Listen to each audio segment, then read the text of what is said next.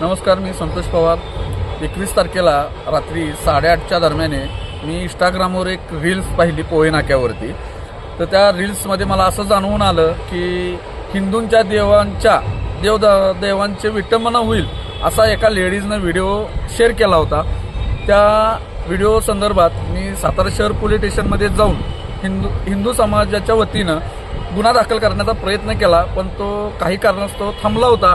पण आपले सातारा जिल्ह्याचे SP माननीय पिंगळे साहेब यांच्या निदर्शनास आल्यानंतर त्यांनी रात्री 11:30 वाजता तो गुन्हा दाखल करून घेतला.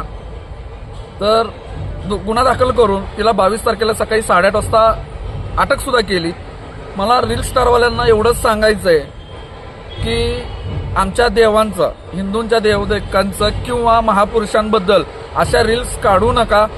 आणि असं जर इथून पुढं काही घडलं तर त्याला पोलीस प्रशासन किंवा कुणीही जबाबदार राहणार नाही. त्याला जशाच तसं घरात घुसून उत्तर दिलं जाईल एवढीच माझी अपेक्षा आहे. आणि इथून पुढं असं काही करू नका. रील स्टारवाल्यांना शिवाजी महाराजांचे पुतळे असतील किंवा आंबेडकरांचे पुतळे असतील, लोकशाहीर अण्णाभाऊ साठेंचं असेल, अशा महापुरुषांच्या प्रतिमेच्या तिथं जाऊन तुम्ही जे नंगानाच करताय तो कुठंतरी थांबवा आणि समाजामध्ये चांगल्या सद्भावनेनं तुम्ही जे काय कराल तेवढं करण्याचा प्रयत्न करा.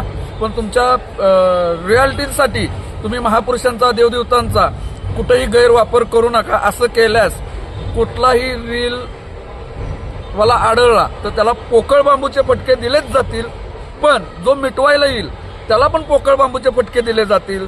जय महाराष्ट्र, जय श्रीराम.